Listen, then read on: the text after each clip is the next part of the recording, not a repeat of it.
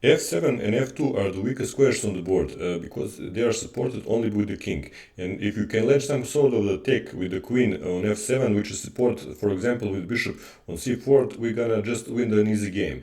And if you can launch attack with our knight on F7, which is supported with another piece, we're just gonna foil the queen and the rook and we'll be up material. We'll show some traps which is effective even with one of the strongest defenseless Karokan and Scandinavian defense, and we will see some examples. For start, we will show how to dismantle Scandinavian defense. We will play white and we will play e4. Our opponent goes with d5, which is Scandinavian defense. Instead of standard ed5, we will play knight to f3, and our opponent, because he's greedy, he will take our pawn and we will gonna take it with knight to g5. And in most cases black will try to hang on to this pawn with moves like knight to f6, and we will take it with d3. We offer another pawn to our opponent, and like we said, because he's greedy, he will take our pawn and we will gonna recapture it with a bishop. And our opponent don't like this knight on g5 because he's too close with his king. So in most cases he tried to chase away with with h6, and we're gonna sacrifice on f7. We fork the queen and rook, so our opponent must take our knight. He will take our knight and we'll play bishop to g6, and his king cannot go back, and he will take our bishop and we're gonna win his queen and probably win an easy game. Our next trap is Legal's mate. I learned this trap when I was a kid, so it is very useful, especially for intermediates and beginners players. So it's nice to know this trap.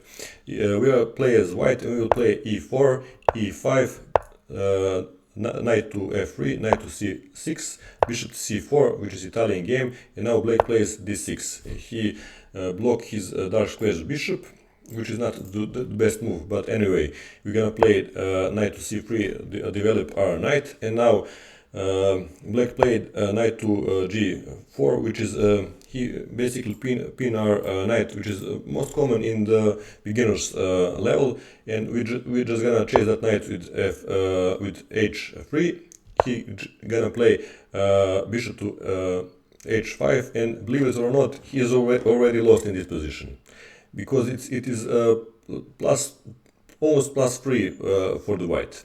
And white can play, because of this move, white can play knight to e5 and sacrifice the queen. Classic Bottas gambit. And now black will take our queen, and he is made it into. You can pause this video to trying to figure it out, but we can go through the mate together. We're just gonna sacrifice. We're just gonna take the pawn on f7, and he just gonna play king to e7, the only move, and we deliver the mate with another knight, because all of these squares are taken, and it's a very satisfying mate because we sacrifice our queen.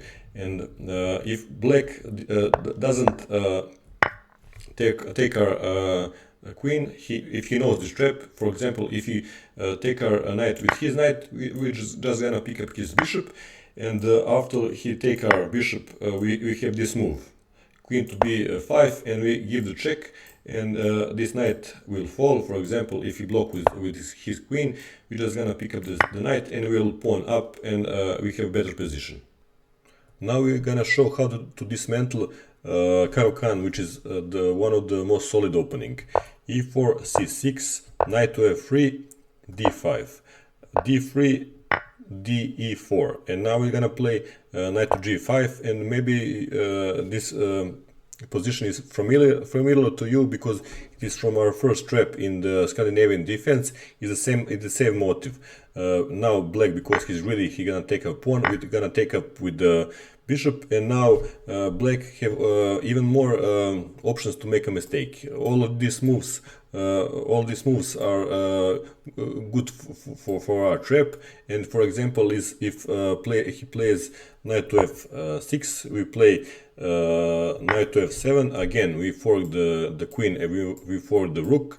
So black take our knight, and we play knight to g6, same as in our first trap. And now black king cannot go back. He must eat our bishop, and we're just gonna take his queen and probably, hopefully, win the game. Our trap number 3 is fried liver attack. It is common trap in the beginners level. The game goes like in Italian game, and we play knight to g5, and black plays d5. And we take that central pawn. Black recaptures with the knight, and we sacrifice our knight on f7, and we fork the queen and the rook. So black will recapture it. We attack, give the check and attack the knight. So black must play king to e6 to defend the knight, and we are just gonna take it with c3. And if black tries to hold on to this knight with the moves like knight to b4, and we're just gonna castle. We also can play d4 and open up the black king, because his king is on the middle of the board, and it is hard to play as black. Anyway, we're just gonna castle, and if black plays c3 or some other developing move, we're just gonna play d4 and bust open the center and try to mate the black's king. And it looks like this c2 pawn is free for grabs. So if black grabs this pawn, for example, to attack our rook, then it is game over, because we're just gonna take the central knight, and if he goes to king to e7, we're just gonna give the check on f7. He plays king to d6, and we're just gonna deliver this knight mate with the knight on the e4. Our next trap is short but sweet, also from the Scandinavian defense.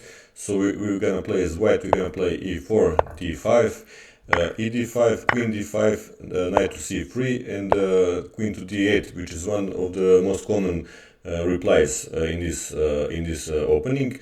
We develop our other knight. Black develop his knight. We play bishop to c4, and black play bishop to g4, which is pinning our queen.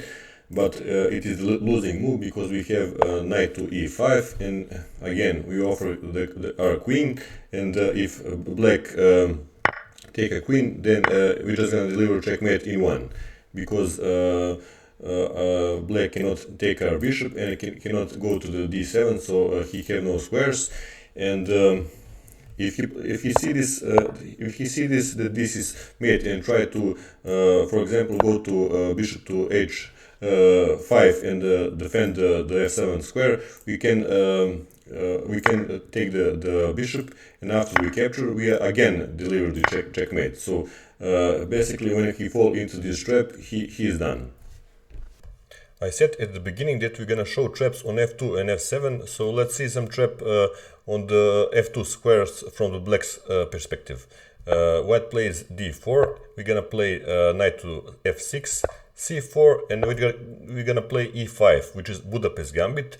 White, we're gonna take our pawn, we're gonna play knight to g4, attack this pawn, and most often white, we're gonna defend this pawn with knight to f3, and now we're gonna play, now white expects us to play bishop to c5 or bishop to b4, and that is classical Budapest gambit, but we have something else in mind. We're gonna play d6, and white will thought that we lose our mind or something, so he will take our pawn. We're gonna recapture it with the bishop, and now he don't like our knight on this nice g4 square, so he gonna attack it, and we're gonna play f2, take the pawn on f2 with our knight, classic fork with the queen on and the rook, and white gonna take our knight, and we are gonna play bishop to g6, and white cannot go back. He gonna take our bishop, and we're gonna take his queen, and hopefully probably win the game from this position. It is a mirror image on the Tennyson gambit, so you might see this position to be familiar. That was the video. If you like it, I hope you enjoy it, and if you like it, you can give a thumbs up, and see you next video. Bye.